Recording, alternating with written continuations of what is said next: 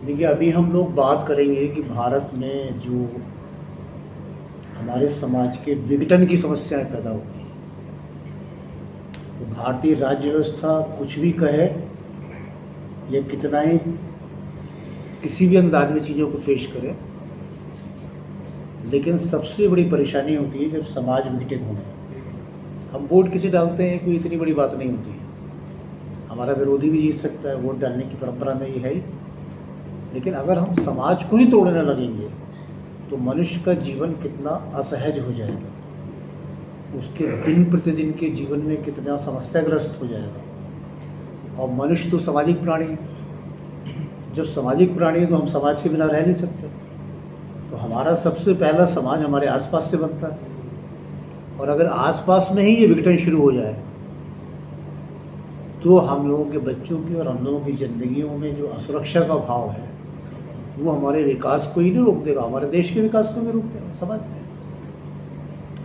तो इस समस्या पे हम लोग आज बातचीत करेंगे, लेकिन इस समस्या को बहुत गहराई में जाके समझने की कोशिश करेंगे। क्योंकि एक बात तो ये होती है कि भाई हमने जैसे कहा कि भाई ये दूरी बन गई है, हम इसको पाट रहे हैं, आपस में मिलेंगे, ये करेंगे वो करेंगे, लेकिन वो समाधान भी समाधान नहीं बन पाते हैं अगर हमारे दिलों में गहरा अविश्वास एक दूसरे के प्रति है। तो सब कुछ नकली होता है, असली नहीं होता। भारत दुनिया का एक ऐसा देश रहा है जिस देश में संस्कृतियों का आपस में मिलना इसकी परंपरा में शामिल था। तो दो सांस्कृतिक समूह अगर किसी कारणवश राजनीतिक या किसी भी कारण से आसपास आके बस गए तो उनमें एक प्राकृतिक प्रक्रिया घटित होती है कि वो संस्कृतियों का आदान प्रदान होता है। उसको कोई करता नहीं है, वो नेचुरल हो जाता है।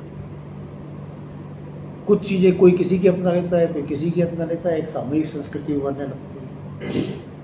जैसे एक गाँव में 3 संस्कृतियों के लोग आके बस गए, तो गांव की संस्कृति जो है वो तीनों का एक समिष्ट प्रस्तुत कर देंगे।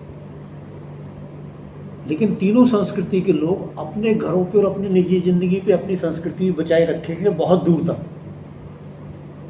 लेकिन अगर उनका खुला वातावरण तो धीरे धीरे अंदर वाली डाइल्यूट होने लगेगी बाहर वाली। ऐसे ही दुनिया में ये संस्कृतियां चलती थी, भारत में भी चलती थी। लेकिन दुनिया में जब इन संस्कृतियों को एक स्थिर स्वरूप देने की कोशिश हुई तो उसमें कुछ समस्याएं आना शुरू हुई। और इस बात को हमें समझना है दिल से कि यरूशलेम में जो एक किताब आधारित धर्म पैदा हुए, उन्होंने वहाँ के लोगों में मतलब ऐतिहासिक अतीत उनका एक मानते हुए भी और पैगंबरों की श्रृंखला को एक मानते हुए भी उनमें ये यथार्थ पैदा कर दिया कि इतिहास में बड़े बड़े युद्धों में वो आपस में संलग्न हो गए, जिन्हें धर्म युद्ध कहा है। तो आप ये कल्पना करिए कि यरूशलेम को लेके ईसाई और मुसलमानों में 14 धर्म युद्ध थे, जिसमें इंग्लैंड से ईसाई चलते थे जनता, और वहाँ से चलते हुए जब जाते थे तो राजा उनके देखते थे ईसाई कि भाई ये तो बहुत बड़ा समूह बन गया, तो अब इसमें शामिल हो जाओ और शामिल होकर यरूशलेम को मुक्त करो। अब यरूशलेम पे उससे मुस्लिम शासन हो गया। तो 14 में 4 बार ईसाई जीते, 10 बार मुसलमान जीते। लेकिन हम लड़े धर्म के आधार। अब इसका कंपैरिजन हम भारत से करें तो भारत के इतिहास में, जबकि हमें अंग्रेजों द्वारा बहुत गलत पढ़ाया जाता है, लेकिन फिर भी हमें कहीं भी इस तरह की लड़ाई आपको नहीं मिली। बल्कि एक ही घर में यहाँ अलग अलग विचारों को, अलग अलग देवता को मानने वाले लोग हो सकते हैं, जो आज भी होते हैं। मतलब एक ही घर के 4 बच्चे एक विष्णु को पसंद करने लगता है, ब्रह्मा को पसंद करने, एक इसको करने लगता है, उसकी पूजा करने लगता है, तो कोई उनसे ये नहीं कहता है कि तुम 4 लोगों की पूजा क्यों कर रहे हो। तो इससे एक दृष्टि पैदा होती है कि हम दुनिया को कैसे समझें, और दूसरे की दृष्टि है कि वो दुनिया को कैसे समझते हैं। तो हमारे यहाँ कोई बाहर से आया तो हमने उसे अपनी दृष्टि से समझा। ठीक है, हमारे यहाँ चलो एक गाँव में ये भी आ गए, जैसे ये मत है वैसे ये भी एक मत है, हम इसका भी आदर करेंगे, उसका भी आदर करेंगे, ये हमारी दृष्टि हो गई। लेकिन जो बाहर से आया उसके पास एक मिशन और एक दृष्टि है कि मुझे अपने जैसे लोग बनाने हैं, तो वो दूसरी दृष्टि से चलेगा। तो हमें अपनी ऐतिहासिक कड़ियों को इस आलोक में समझना है। भारत में आने वाले सबसे पहले तो अरब उत्कर्ष के साथ सिंध की लड़ाई में, और उस समय एक परंपरा थी, मतलब ये कोई कि राजा अगर हार गया तो राजा के धर्म के साथ ही दूसरे सारे लोग उस धर्म को मान लेते या मानना पड़ता था। तो जब अरबों का ईरान पे अधिकार हुआ तो ईरान में जिन लोगों ने मान लिया इस्लाम को, वो तो वहाँ रहे, और जिन्होंने नहीं माना वो कहाँ है? हिंदुस्तान आ गए। जिन्होंने नहीं माना, जो भी उनकी थोड़ी बहुत संख्या थी, उन्होंने कहा नहीं हम नहीं मानेंगे, राजा के साथ हम तो अलग है। तो वो कुछ दूसरे देशों में निकल गए, लेकिन ज़्यादातर लोग हिंदुस्तान आ गए।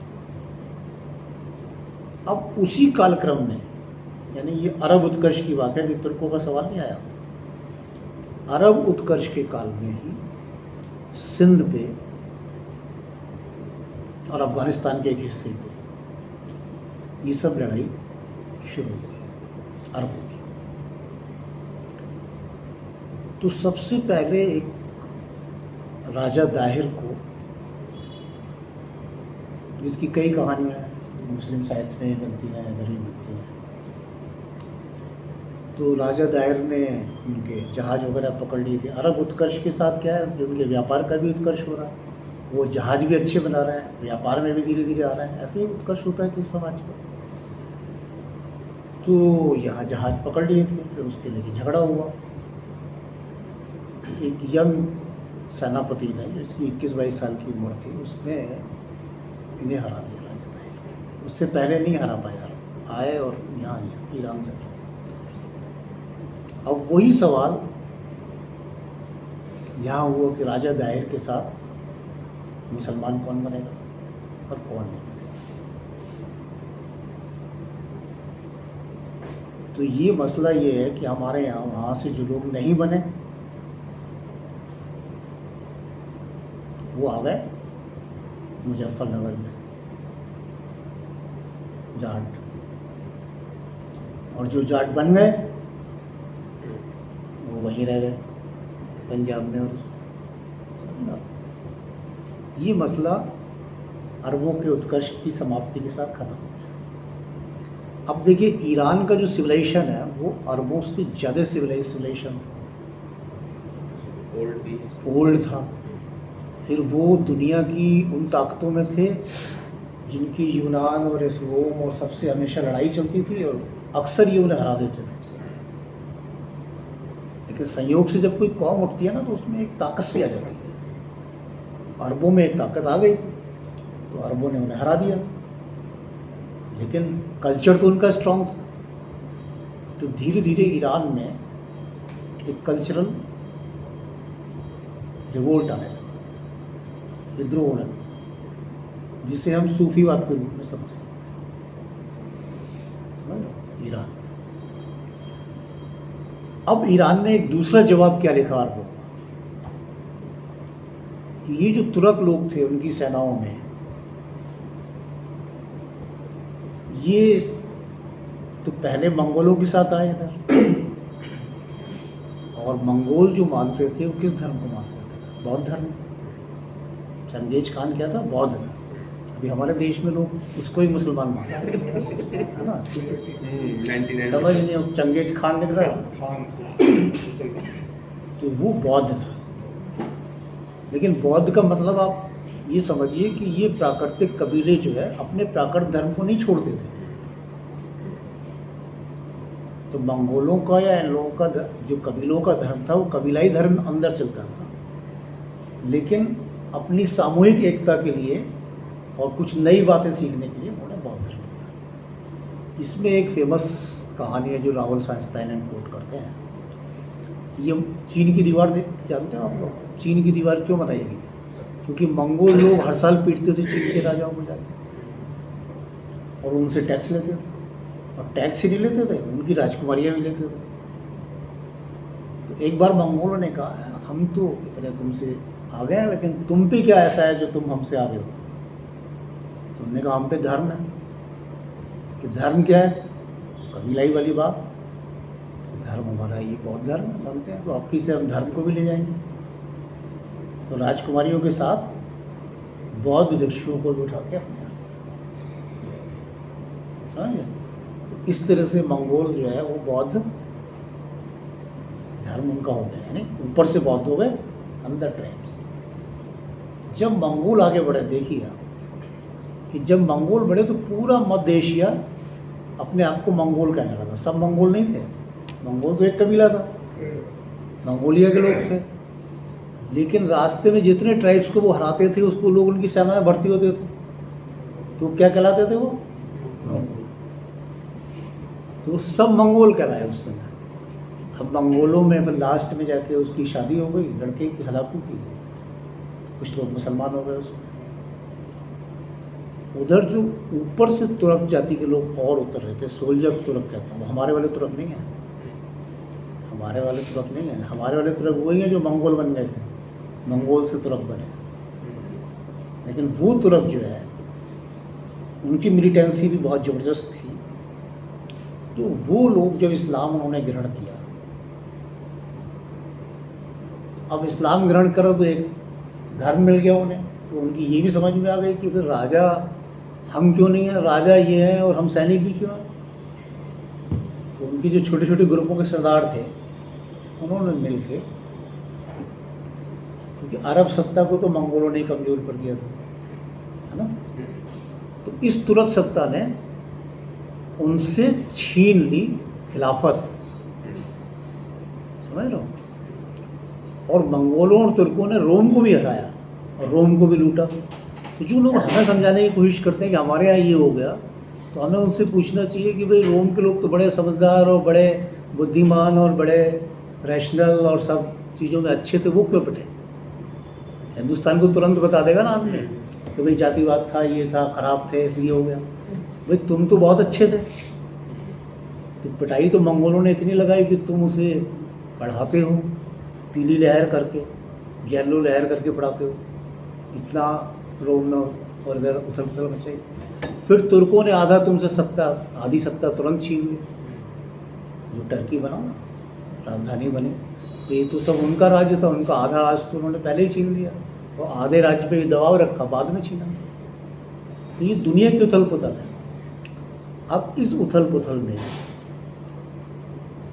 मंगोल लोग जब बौद्ध बने, तो बौद्धों की कहानियाँ हिंदुस्तान से जुड़ी हुई, हिंदुस्तान आने की चाहत है, नेचुरल।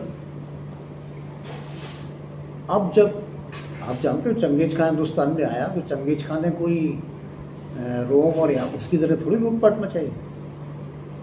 वो तो आया, कुछ दिन रहा और दूसरे रास्ते से ऊपर होकर चला गया, है ना? वो तो हिंदुस्तान देखने आया और चला गया।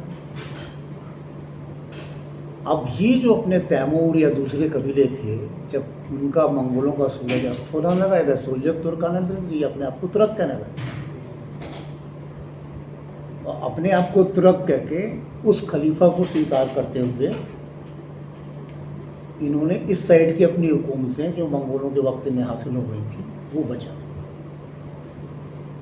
अब ये लोग आए हमारे हिंदुस्तान में, क्योंकि इन सब की चाहत बौद्ध रहे थे ना पहले चाहत। तो ये जब हिंदुस्तान आए तो इन्होंने, हम सब लोग जानते हैं, उसमें महमूद सबसे पहले महमूद गजनवी, उसने कोशिश करी हिंदुस्तान पे, लेकिन रूल नहीं बना पाया, शासन नहीं बना पाया। आया, आक्रमण करा थोड़ा बच्ची ने, फिर मोहम्मद गौरी आ गया, ये सब चीज़ें। लेकिन इससे इम्पॉर्टेंट एक कहानी है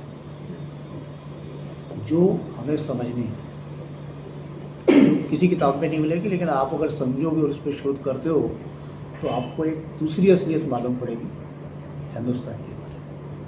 हिंदुस्तान में जो विभिन्न दार्शनिक संप्रदाय थे उसमें एक संप्रदाय है तंत्र संप्रदाय,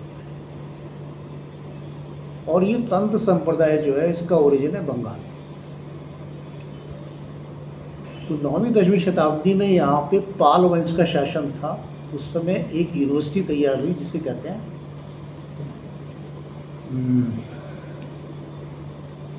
तक्षशिला, नालंदा, और तीसरी यूनिवर्सिटी क्या है, भागलपुर में, विक्रमशिला। ये यूनिवर्सिटी तैयार हुई। ये यूनिवर्सिटी तंत्र वाले लोगों की यूनिवर्सिटी थी। देखिए, तक्षशिला ब्राह्मणों की, उसमें वो संस्कृत रूप में था, वो नालंदा बौद्धों की, और विक्रमशिला बौद्धों का ही एक संप्रदाय है जिसको वज्रयान और सहजयान की संज्ञा दी गई, उन लोगों का। अब यहाँ हमें मिलते हैं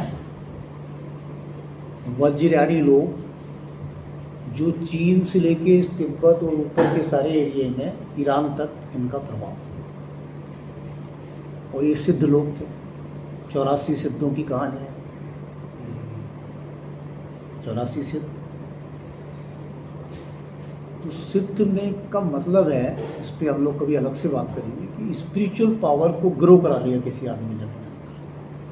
जब उसकी पावर ग्रो हो जाती है तो उसके पास आने वाले लोग उसके सहयोगी बनते चले जाते हैं।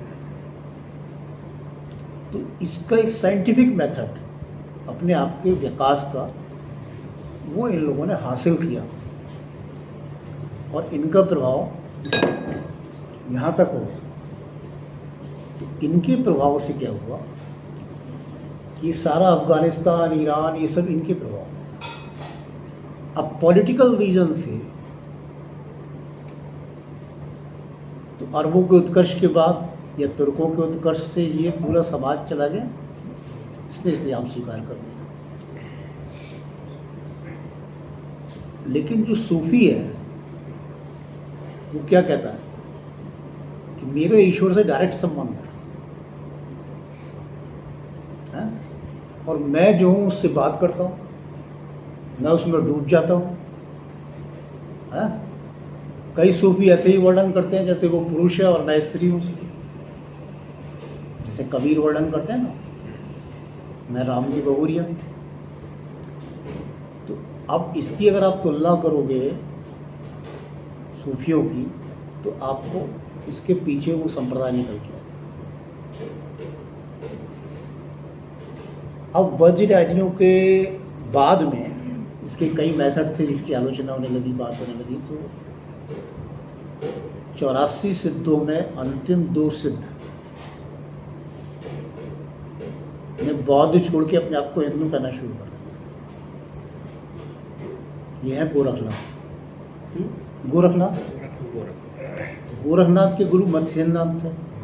गोरखनाथ अपने गुरु को लाए जगह पे, वो सांसारिक उसमें फंस गए थे। फिर इन दोनों ने जो सिस्टम इवॉल्व किया हिंदुस्तान में, तो जो जितनी छोटी जाति कहलाती है उत्तर भारत की, वो इनके प्रभाव में। अब क्यों थी ये अलग बात है, प्रोटोस्टोलाइट क्या कम्युनिटी की थी वो, उस पर हम नहीं जाएंगे विस्तार से। लेकिन अब यहाँ ये जो इम्पोर्टेंट बात देखने की है कि जब सूफ़ी इधर से ईरान की तरफ से आते हैं हिंदुस्तान की तरफ, तो उनकी महफिलों में नाथ संप्रदाय के लोग भी शामिल, मतलब ये एक इंटरेक्शन चल रहा है आपस में। और इसलिए भारत में बहुत से लोग, बहुत सी जातियां जो बौद्ध थी, है ना, वो इस्लाम की ओर मुड़ गए। लेकिन कौन से इस्लाम की ओर? सूफियों वाले। तो जैसे आप शैव मत में देखोगे, शैव मत में जो है समाधि दी जाती है, और जहाँ समाधि होती है गुरु की, वहीं मठ बनता है। ऐसे इजारत बनती है, ऐसे इजारत बन जाती है दरगाह, और उस पर लोग जाते हैं। और आप आज तक देखोगे कि दरगाह एक ऐसी जगह है जिस पे हिंदू भी जाएंगे, मुसलमान भी जाएंगे, छोटी सी छोटी जगह बनाओ। तो ये जो हम कंपोजिट कल्चर की बात करते हैं ना, तो ये कल्चरल सेंटर होता है। और इस कारण भारत में एक लड़ाई होती है जिस पे हमें गौर करना है, वो है अलाउद्दीन खिलजी, सबसे बड़ा ताकतवर राजा होता है, और निज़ामुद्दीन औलिया, यहाँ हम बैठे ही हैं अभी। तो निज़ामुद्दीन औलिया सूफी हैं, वो तो मानते नहीं राजा को। तो अलाउद्दीन खिलजी चाहता था, अमीर खुसरो मीडिएटर थे, तो वो चाहता था कि भाई हाजिरी हो। वो कहते थे भाई मेरे दरबार में हाजिरी हो, मैं तो ईश्वर का सीधा वो हूँ। तो आप देखिए कि इस लड़ाई में जो भी अमीर खुसरो की भूमिका रही, इधर से उधर करता है, लास्ट में आके अलाउद्दीन ने सरेंडर किया। अलाउद्दीन के सरेंडर का मतलब है क्या, कि जो तुर्क कबीले आए थे, एक कबीला नहीं आया, रजिया के वक्त 40 कबीलों की बात मिलती है, तो इनके सरदार मिलकर अपना राजा बना लेते थे। अलाउद्दीन वगैरह ऐसे हुए कि वो फिर धीरे धीरे 2-3 लोग इतने पावरफुल हो गए कि छोटे सरदारों की कीमत नहीं होती। तो वो पावरफुल लोग भारत में शासन करने के लिए निज़ामुद्दीन औलिया के मार्ग पे, और फिर भारत में ये बात नहीं रही कि हम राजा बन गए हैं तो लोग, हमारी प्रजा भी मुसलमान होनी चाहिए। ठीक है, बात बिल्कुल पलट गई, उसी अंदाज में चली गई जिसमें भारतीय संस्कृति। और इसलिए भारत का मध्यकाल जो है वो सूफी संतों का काल कहलाता है। अब इसका एक बड़ा उदाहरण नॉर्दर्न इंडिया में गुरु नानक खुद है, क्योंकि सब तो अपनी बातें बोलते थे दक्षिण से लेकर उत्तर तक, और सूफियों की बातें हों या इन संतों की बातें हों, वो लगभग एक ही बात है। और वो बात थी कि भारत समाज में जो कुरीतियाँ हैं या जो रूढ़ी बन गई हैं पुरानी बातें, वो हटके और पूरे समाज का एक एकीकरण है ना, जात पात को माना नहीं, हरि का वही सो हरि का वही। तो ये एकीकरण ये लोग आपस में भी कर रहे हैं। अगर हम कबीर को अच्छे ढंग से जानेंगे तो कबीर बनारस में नहीं बैठे, कबीर तो छत्तीसगढ़ तक गए। और सब लोग, ये लोग बड़े बड़े लोग आपस में बातें करते हैं। इट इज मूवमेंट चल रहा है पूरा भारतीय समाज में, ट्रांसफॉर्मेशन। तो गुरु नानक पे अगर हम आते हैं तो गुरु नानक ने लिपिबद्ध कर दिया। उन्होंने कहा भाई सब याद नहीं करते, जैसे एक दौर आ जाता है, एक अपनी लिपि बनाई, और गुरुमुखी ने गुरुओं की बातों को लिपिबद्ध कर दिया। अब सबसे ज़्यादा जो दोहे हैं किसके हैं उसमें?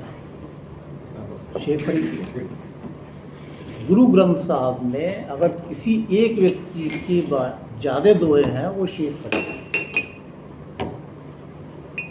तो अब गुरु नानक को समझे क्या करा, सिंध के थे ना, तो ये जो मामला वहाँ हिंदू मुस्लिम का और सब चल रहा है, तो उनके शिष्य भी दोनों तरह के थे। और उन्होंने गुरु ग्रंथ साहब ने सूफी और संत दोनों की भाषाएं, रैदास के दोहे भी हैं, कबीर के भी हैं, और शेख फरीद। तो ये हमारा अपना इंडिया का इंडिजीनियस डेवलपमेंट जो हो गया था, और जिसके तहत हम लोग ऐसे ही रह रहे थे जैसे गांधी जी कहते थे कि जैसे मेरा एक लड़का शैव है, एक वैष्णव है और एक मुसलमान हो गया तो क्या फ़र्क पड़ता है तो तीनों मेरे लड़के। ये गांधी जी की अपने लेक्चर की बात है। तो इट इज़, ये इंडियन माइंड का विज़न है चीज़ों को देखने का, जो हमारे इस मध्यकाल के सूफी संतों ने स्थापित कर दिया था। इसलिए हमें अपने गाँव में ये समझ में नहीं आता था कि ये हिंदू है, ये मुसलमान। अमृतसर की जो नींव रखी गई थी तो जैसे हमने खुद भी 60 के दशक में अगर अपने घर में देखा तो जो भी नौकर चाकर सब लोग रहते हैं, कौन मुसलमान है कौन दलित है, कोई उसमें ऐसी भावना हमें तो बताया ही नहीं किसी का कौन है। वो आदमी है, हमारे यहाँ ये काम करता है और हमें उससे अच्छे से बात करना है विद रिगार्ड, चाहे वो वाल्मीकि आ रहा है। लेकिन पूरे परिवार की संस्कृति में किसी बच्चे का ये साहस नहीं है कि उसको रिगार्ड में है। भाभी कहना है तो भाभी कहना है, चाचा कहना है तो चाचा कहना है, जो ही बता दिया गया। तो ये कल्चर हम हिंदुस्तान में जीते हैं, ठीक है। तो पहला ये फेस हमारे दिमाग में स्पष्ट होना चाहिए कि यहाँ हमने इस बात का समाधान कर लिया कि इस्लाम धर्म अगर हिंदुस्तान में आया तो किस तरीके से आया और भारतीय मुसलमान बाकी अन्य जगह के मुसलमानों से कैसे डिफरेंट बने रहे और आज तक यहाँ क्या ट्रेंड चलता है और हमने अपने जीवन को कैसा बना लिया। जैसे शैव वैष्णव तांत्रिक और सबके आपस के अंतर्द्वंद और एकता थी, वैसे ही अंतर्द्वंद और एकता भी दार्शनिक स्तर पे चलती रही, लेकिन समाज एक हो गया। अब इस समाज पे शासन करने आई दूसरी शक्ति, जो थे क्रिश्चियन। ईसाई थे, धर्म के हिसाब से तो ईसाई थे, अंग्रेज, भले हम उन्हें अंग्रेज पढ़, लेकिन सब तो ईसाई थे जिस भी कुछ से आए। वो जब हिंदुस्तान में आए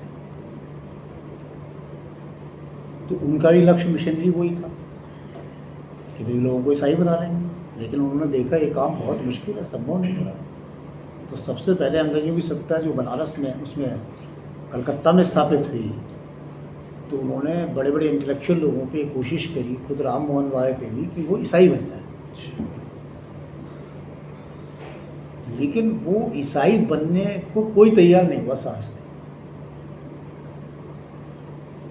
तब जब ईसाई बनने को तैयार नहीं हुए तो अब रैशनलिज्म आ गया है, बुद्धिवाद आ गया है।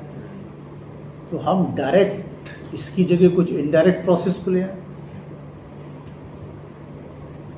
वो प्रोसेसेस क्या हो, है ना, तो वो प्रोसेस स्टार्ट। अब उस प्रोसेस में शासन करने की आवश्यकता, अंग्रेजों की हिंदुस्तान में अपने शासन को दीर्घकाल तक बनाए रखने की आवश्यकता। इसके लिए उन्होंने बंगाल से ही काम अपना शुरू कर दिया, एशियाटिक सोसाइटी बना दी। एशियाटिक सोसाइटी यानी एशियाई समाजों का अध्ययन, किस लिए, कि अंग्रेज उन पर कैसे शासन कर सके। बाइबल को भारत की हर भाषा में छापा, हर भाषा। तो भाषा का अध्ययन करा ना, हर भाषा का, छोटी मोटी भाषा का भी अध्ययन करा, जो छापा। कलकत्ता में उनके सामने प्रॉब्लम थी ये कि जो शासक थे तो मुसलमान कहते थे अपने आप ही, तो उनसे लड़ते वक्त जो जमींदारियां नीलाम करी, जब शासन उन पे आ गया, जमींदारियां नीलाम करी, तो जमींदारियां दी ब्राह्मणों को। तो ब्राह्मणों से अपनी यूनिटी कायम करनी, क्या करना, ब्राह्मणों से अपनी यूनिटी कायम करनी। तो ब्राह्मणों से यूनिटी कायम करने के लिए विलियम जॉन्स अचानक लिखते हैं कि संस्कृत भाषा दुनिया की बेहतरीन भाषा है और वो लैटिन और ग्रीक से मिलती है। Emotional attachment. अब ये बात जब उन्होंने कही तो इसका पूरा चक्रव्यूह चल गया। ऑक्सफोर्ड यूनिवर्सिटी, मैक्स मूलर, वेदों को ले गए, इसको ले गए, भारतीयों से एकता और आर्य थ्योरी, आर्य थ्योरी क्या है कि दुनिया के श्रेष्ठ मानव सफेद, यानी अगर आर्य पढ़ोगे तो वो क्या दिखेगा तुम्हें, काकेशायड लोग, अंग्रेज, कि उनका एक कबीला हिंदुस्तान में आ गया, रहने वाले वो कहाँ के थे, जर्मनी के आसपास के। तो कुछ वहाँ रहे और कुछ कहाँ गए, हिंदुस्तान। और वो कौन है हिंदुस्तान के, ब्राह्मण है। अब ये थ्योरी इम्प्लांट हो गई ब्राह्मणों के माइंड में, अब उन्हें ईसाई बनाने की जरूरत नहीं बची। एक तो उन्हें दुनिया में पढ़ के प्रगतिशील बनने का मतलब यूरोपियन कल्चर को अडॉप्ट करना। प्रगतिशील का सर्टिफिकेट किसे दिया जाएगा, जिसने अपनी बात छोड़ के यूरोपियन बातें अपनानी शुरू करी, वो उतना प्रगतिशील हो गया, है ना। और दूसरा, आर्य थ्योरी पे विश्वास करो और भारत के ब्राह्मण आर्य। इस बात को स्वामी विवेकानंद ने, जिनकी बात आज लोग लेके भी चलते हैं, उन्होंने खुद अपनी डायरी में लिखा। जब जहाज पे जा रहा था शिकागो, तो उन्होंने सबसे पहले ये लिखा कि बंगाल के ब्राह्मण अपने आप को अंग्रेजों का भाई समझते हैं, और पहले वो ये कहते हैं कि चूंकि हम पहले आ गए थे तो कुछ हम में अशुद्धियाँ आ गई हैं यहाँ के कायस्थों के साथ रहने में, और उन अशुद्धियों को दूर करके हमारे भाई आ गए, अब हमें फिर शुद्ध होना है ना। तो एक सत्ता ने दूर बैठ के हमारे एक समूह को अपना बना दिया, समझ में आ रही बात। अब समूह को अपना बनाने से बात आगे बढ़ी तो यहाँ 1857 हो गया। अब यहाँ भी हमें 1857 को हर व्यक्ति को अध्ययन करना चाहिए कि 1857 तक उत्तर भारत के समाज में कौन सा दलितवाद था, कौन सा हिंदू मुस्लिमवाद था। क्या किसी ने ये कहा कि हम उदापासी के नेतृत्व में लड़ेंगे? क्या किसी ने कहा कि हम गंगू मैसर के नेतृत्व में नहीं लड़ेंगे? क्या किसी ने कहा कि हम मराठों के नेतृत्व में नहीं लड़ेंगे? क्या किसी ने कहा हम बहादुर शाह जफर के नेतृत्व में नहीं लड़ेंगे? कोई ऐसी वॉइस 1857 में है नहीं, सब मिल के लड़े। यूनिटी किसकी थी? गाँव की। रोटियां बना के एक गांव से दूसरे गांव भेज रहे हैं, पूरा गांव ही तो यूनाइट हो रहा है। तो गांव में हर जाति के लोग रहते हैं, और जहां जिस जाति का प्रभुत्व है उसके नेतृत्व में लोग लड़ाई में उतर गए। यानी 1857 से पहले हमारा समाज बिखरा हुआ नहीं था। आप पे दो उदाहरण हो गए, सूफी संतों का काल और 1857, जिसके प्रमाण को नकारा नहीं जा सकता। अगर यहाँ दलितवाद होता, दलितों पे अत्याचार हो रहा होता है, या मुसलमान हिंदू आपस में लड़ रहे होते, तो ऐसा कैसे संभव था? नहीं संभव था। तो 1857 हमारा अगला है। अब 1857 के बाद ये आवश्यकता हो गई,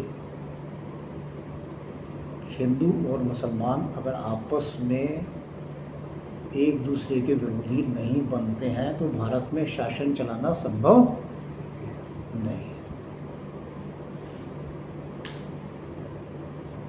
फोर्ट विलियम कॉलेज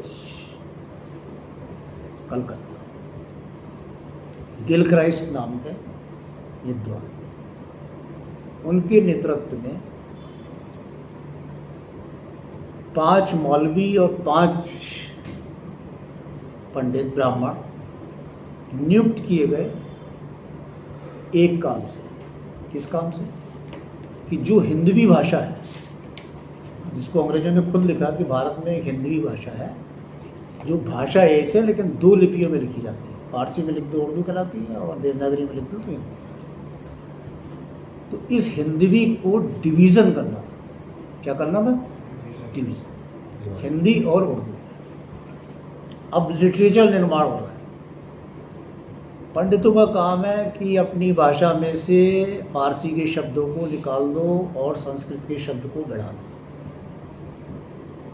मौलवियों का काम है अपनी भाषा से संस्कृत के शब्दों को या वैसे शब्दों को हटा दो प्राकृत के, और फारसी के शब्दों को बढ़ा दो।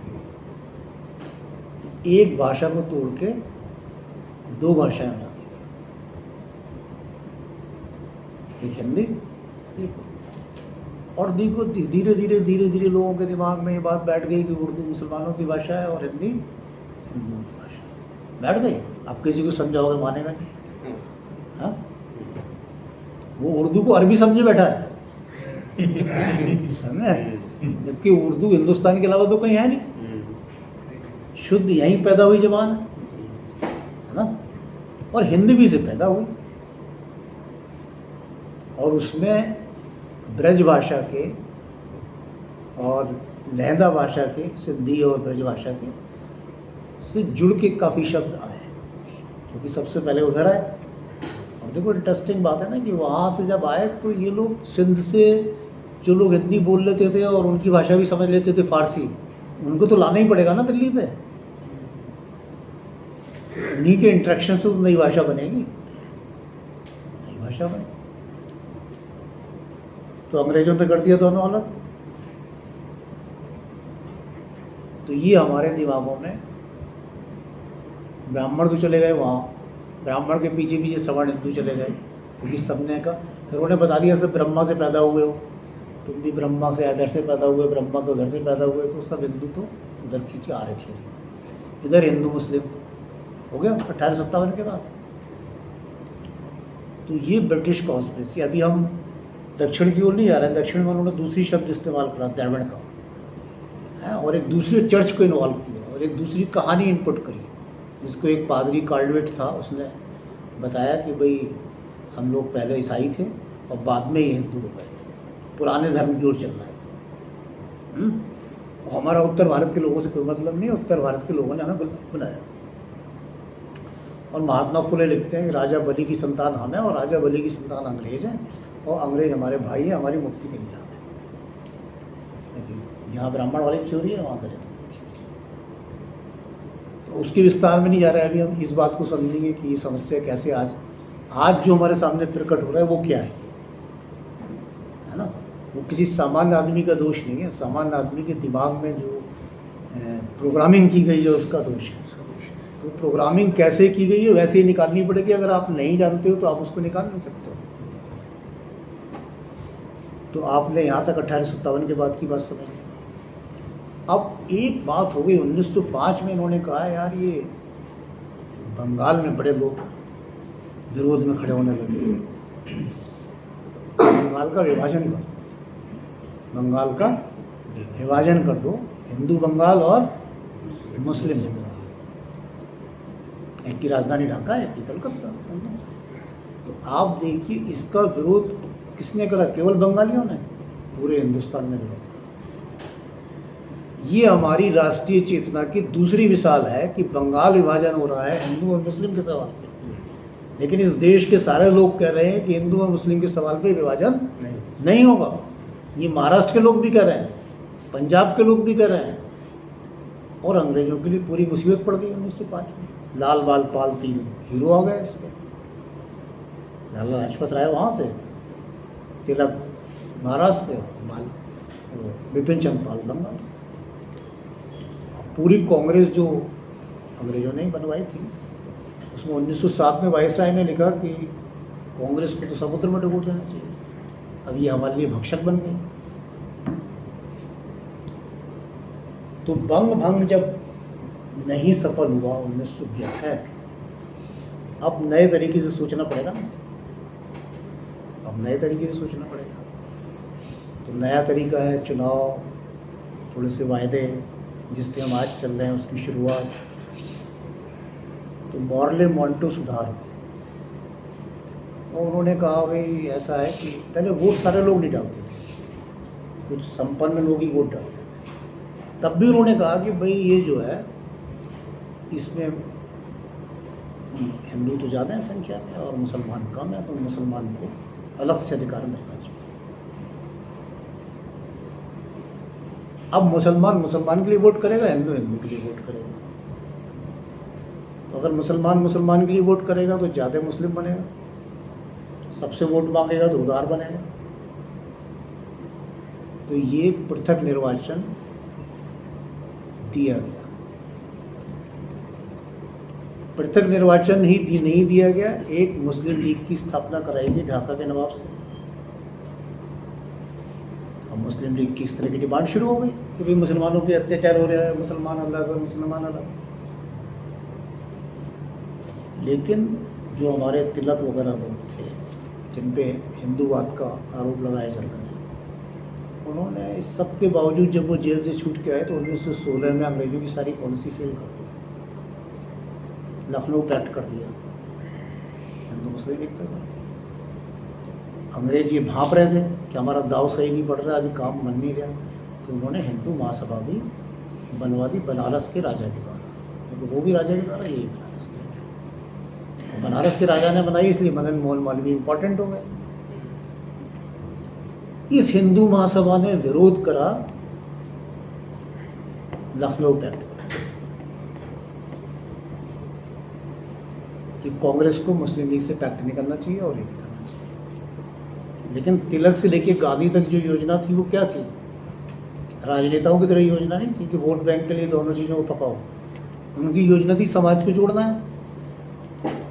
तो लखनऊ पैक्ट से लेके हम कहाँ निकाल के ले गए चीज़ों को? असहयोग आंदोलन। तो 1905 की तरह 1921 में फिर क्या हो गया? असहयोग आंदोलन हो गया। अब असहयोग आंदोलन का वेग 1925 तक चलता रहा। फिर इलेक्शन का लालच दिया गया, स्वराज पार्टी बनी, इलेक्शन लड़ो, मुस्लिम लीग तुम भी इलेक्शन लड़ो, और आज 1930 में इसका दूसरा चैप्टर 29-30 में लिखना शुरू हुआ कि भाई अब ये चुनाव में थोड़ा सा पक गए हैं, अब पृथक निर्वाचन भी है ही, पृथकता की बातें भी हैं, तो अब भाई मुसलमानों के लिए अलग देश चाहिए। और हिंदुओं की तरफ से हिंदू महासभा बोली हमें भी अलग देश चाहिए, क्योंकि ये नहीं होगा तो वो नहीं होगा, वो नहीं होगा तो ये नहीं होगा। तो जब दोनों तरफ से आवाज़ उठेगी तो बात पकेगी।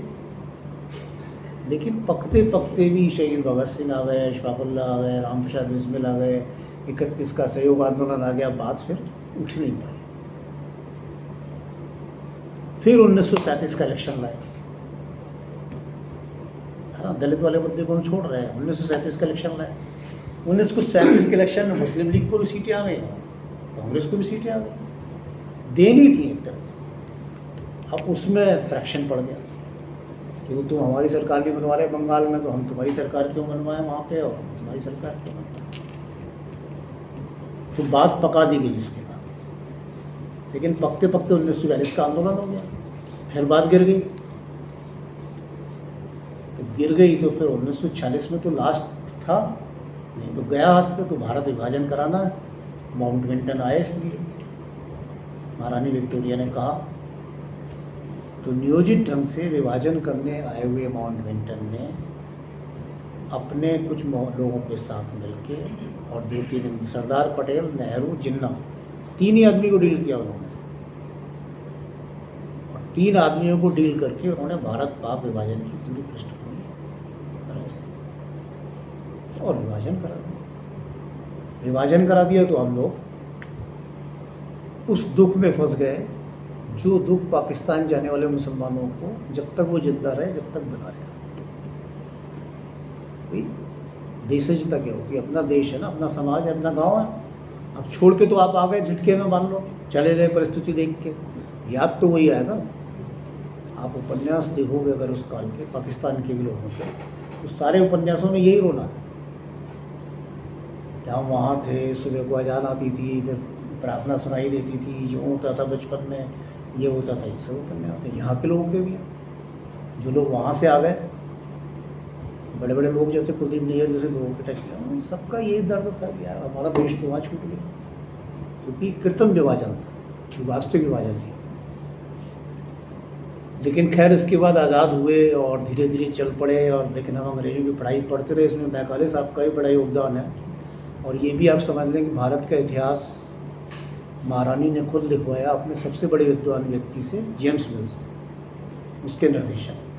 जिस इतिहास में हिंदू काल और मुस्लिम काल कर दिया गया, जिस इतिहास में ऐसी कहानियाँ बता दी गई जैसे हिंदू मुसलमानों का युद्ध हो रहा था, जबकि यहाँ एक भी ऐसा हुआ है ना। तो वो इतिहास, इसीलिए हम लोग कहते थे कि गांव में सब अच्छा है, लेकिन जो शहर में पड़ जाता है वो सांप्रदायिक हो जाता है, क्योंकि वो पढ़ जाता था उस इतिहास को जो वो जीता नहीं था। तो ये दौर निपट गया। अब हम उस लास्ट दौर की बात करेंगे जिसमें हम अभी फंसे हुए हैं। वो दौर शुरू होता है सोवियत संघ के पराजय के साथ। कोल्ड वार में सोवियत संघ ध्वस्त खत्म हो गया। अब क्या करना है पूंजीवाद को।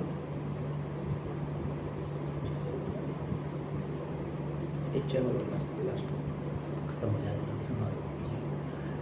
पूंजीवाद को क्या करना है?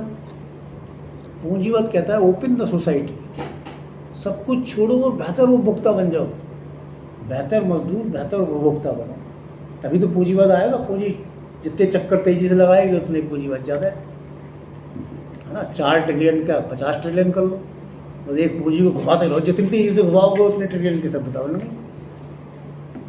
हम लोग सोच रहे हैं क्या विकास हो रहा है ना। लेकिन ये आर्थिक बात है, इस पर कभी अलग से बात करेंगे, क्या अर्थशास्त्र में पढ़ा दिया जाता है और क्या बात होती है। लेकिन ये लास्ट दौर शुरू हुआ सोवियत संघ के विघटन के साथ।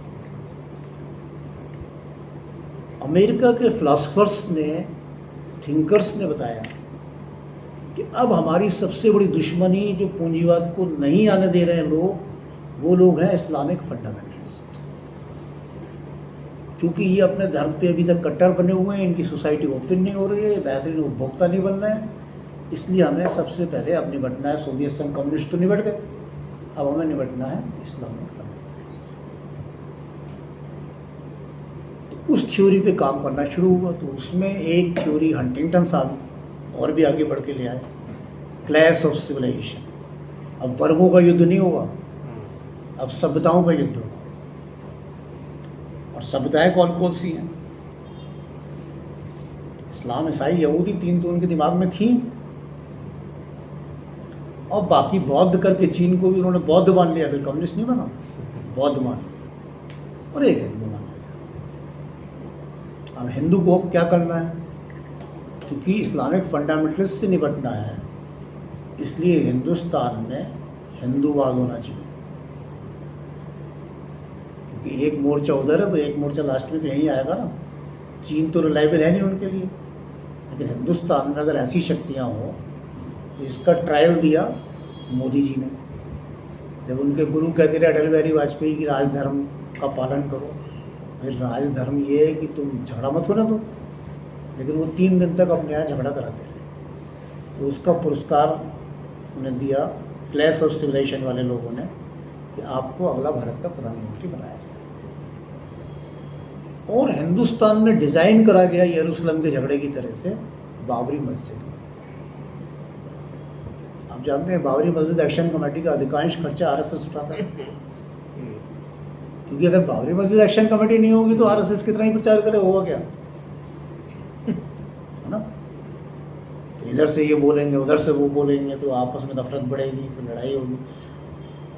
और क्या हुआ कि जो हमारे देश की जितना मजदूर किसान आंदोलन, जितनी ताकत थी जो प्रस्ताव का विरोध कर रही थी, जंकर प्रस्ताव का, इन्हें नहीं आने देंगे हम, वो सबको लड़ाई में व्यस्त करके बाबरी मस्जिद जब तोड़ी गई तो सबसे बड़ा काम ये हुआ कि नरसिंह राव ने डंकर प्रस्ताव पे साइन कर दिए। कोई चर्चा नहीं हो पाई, जबकि लाखों लोगों के जुलूस निकल रहे थे, क्योंकि सब लग गए कायम है, शिला पूजन करना है, मंदिर बनेगी, मस्जिद बनेगी। तो क्लैश ऑफ सिविलाइजेशन जो हंटिंगटन की थ्योरी थी, उस क्लैश ऑफ सिविलाइजेशन पे हिंदुस्तान को आगे बढ़ाने के लिए अमेरिका, CIA और उनकी फोर्सेस ने हिंदुस्तान में एक ऐसी शक्ति को बिठा दिया, ऐसी शख्सियत को बिठा दिया जो हिंदू मुस्लिम की लड़ाई को आगे बढ़ाए। और अब वो शक्ति इतनी बढ़ गई कि अब जब वो कह रहे हैं कि भाई लड़ाई हमारी अब हिंदू मुसलमान की नहीं है, मुसलमान वाला मसला तो ख़त्म हो गया, चीन से है, तो आप एक हो जाओ, तो ये कह रहे हैं अब हम एक नहीं होंगे, अब तो लड़ेंगे। इसलिए अमेरिका थोड़ा खिलाफ है, उन्होंने कानून पास कर दिए कि इस्लाम फोबिया नहीं चलेगा। तो वो तो क्लैश ऑफ सिविलाइजेशन से अपने आप को बाहर कर रहे हैं, क्योंकि उन्हें लड़ना है चीन से। इकोनॉमिक वर्ल्ड में तो चीन ने उन्हें चैलेंज दे दिया, तो उनका डिज़ाइन थोड़ा चेंज हो गया, लेकिन हमारा डिज़ाइन जिसके हाथ में आ गया वो कह रहा है भाई अभी नहीं तो कभी नहीं, अभी सब काम कर लो जितना करना है, हिंदू राष्ट्र बनाना है, जो कुछ करना है, सबको अंदर करना पड़े, सबको मानना पड़े, जो कुछ करना है ये करो। इसमें हम लोग फंस गए आज। अब इसका जवाब क्या है? अगर हिंदूवाद के जवाब में इस्लामवाद है, हिंदू के जवाब में मुसलमान है, तो इसका कोई जवाब आप नहीं लिख सकते। इसका जवाब लिखा जाएगा तब कि जब हिंदू और मुसलमान नहीं, भारतीयता की बात, भारत की बात होगी, भारत के रहने वालों की बात। हमारे पुरखे यहाँ रहे, हमारा भारत है, तुम कौन?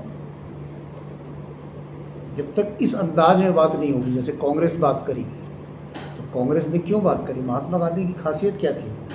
महात्मा गांधी की खासियत थी कि मुस्लिम लीग से ज़्यादा मुसलमान उनके साथ थे। महात्मा गांधी की खासियत थी कि अम्बेडकर तो केवल महाराष्ट्र में लोग जानते थे, लेकिन दलितों के मसीहा तो महात्मा गांधी थे। यही तो बात थी। इसीलिए जब ऐसी फोर्सेस बनेगी हिंदुस्तान में जिसमें हिंदू मुसलमान सिख सब एक साथ खड़े होकर कहेंगे कि भारत हमारा है और हम इसे बंटने नहीं देंगे, इसको विभाजित नहीं होने देंगे, तब उनका जवाब लिखा जाए। अब असुरक्षा में हम अपना कितना ही किला बना लें, लेकिन राज्य से ताकतवर तो कोई नहीं है, वो तोड़ी देगा उसे।